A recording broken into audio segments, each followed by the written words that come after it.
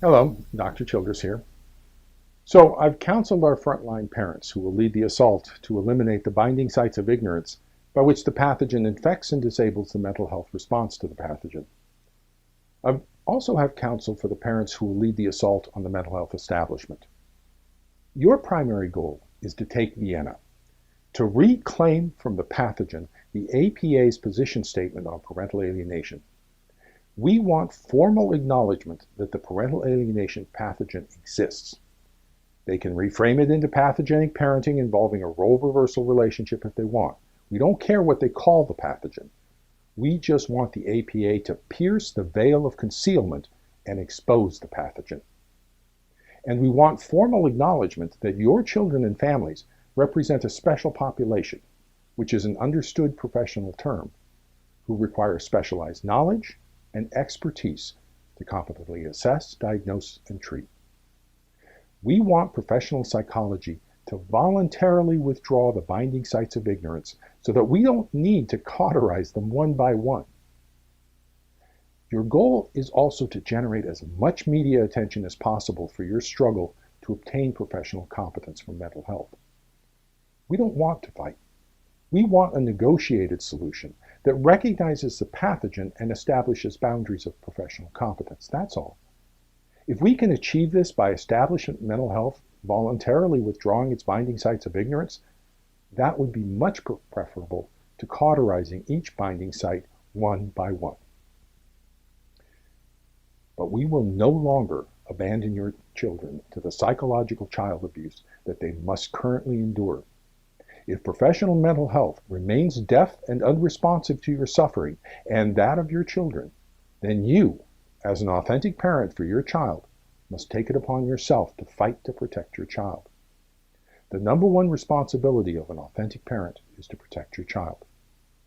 Standards 2.01 and 3.04 of the Professional Standards of Practice empower you to do just that. There's nothing new about an attachment-based model of parental alienation.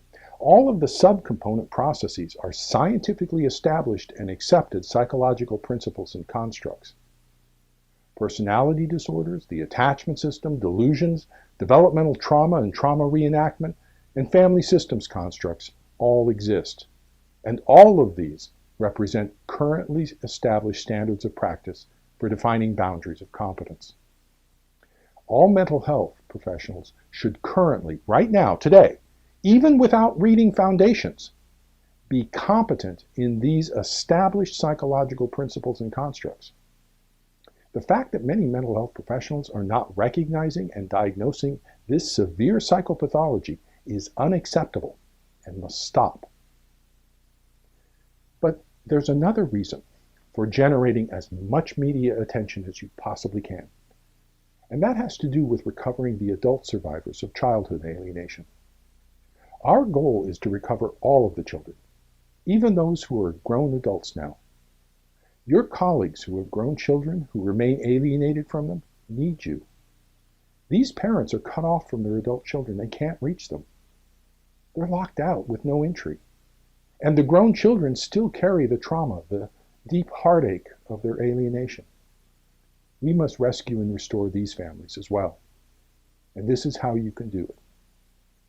When you generate copious amounts of media attention in print, on TV, and the internet, everywhere, for this new model of parental alienation and for the solution to parental alienation that this entails, you'll be surrounding the adult child with outreach.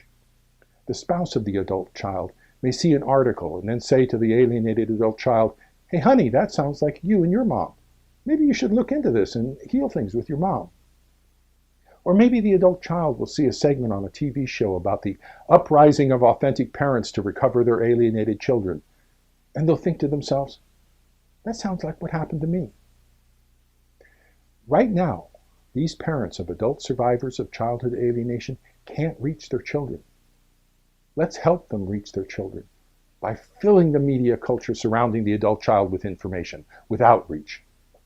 Then, when we've reached the adult survivor, we'll need to give them a road back.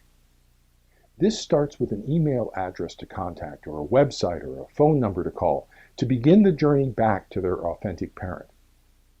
At the other end of that email or phone call, I'd like to see a community of other recovered adult children of alienation, other children, now grown adults, who experienced what it was like, so that when these adult survivors of alienation call or send an email, the person who responds will be like them, will know what it feels like to be a child of alienation, and who knows the road back. If needed, we can provide a little training for these outreach and recovery specialists in basic counseling if that's desired. But the biggest thing these welcoming points of entry can provide is empathy. I've been there. I understand what it's like. I understand what you're going through. Then, once the door is open, the recovery specialist can say, you really should go see so-and-so therapist.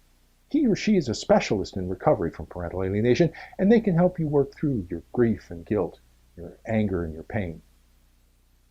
Then, since we've cleared out the binding sites of ignorance, only knowledgeable and competent mental health professionals remain. So a referral can be offered to one of these remaining knowledgeable and competent mental health professionals who understands the pathogen and can help the adult survivor of childhood alienation work through the unprocessed grief and guilt. The parental alienation pathogen is a trauma pathogen. These children have been subjected to an emotionally and psychologically traumatic childhood. This attachment trauma of childhood will leave emotional and psychological damage unless the trauma is processed and healed. So we offer this adult child of alienation a welcoming point of entry, one of empathy and understanding. This fellow survivor of childhood alienation then offers a referral to a knowledgeable and competent mental health professional who can help the adult survivor of childhood alienation process and resolve the grief and guilt. And then, when the time's right, the therapist can say, I think you may be ready to reach out to your mom, to your dad. And this therapist can then help facilitate the rebonding of the adult child with the refound authentic parent, crying and hugs, tears and joy. But it starts with reaching these cut-off adult survivors of childhood alienation. They're cut off from their authentic parent, and the walls are thick and strong. We can reach them, though, for their authentic parents, by surrounding the world in which they live with information, and then offering them a road, an opportunity, a way back. Inviting them to reach out to someone who's gone through the same thing as the first step to recovery. So that's the second reason for generating tons and tons of media exposure, to help your friends recover their now adult children too. We want to recover all the children. We want to put an end to this trauma, this nightmare that's lasted far too long. It's time to bring it to a close, to heal, and to restore love. Follow me to the next video.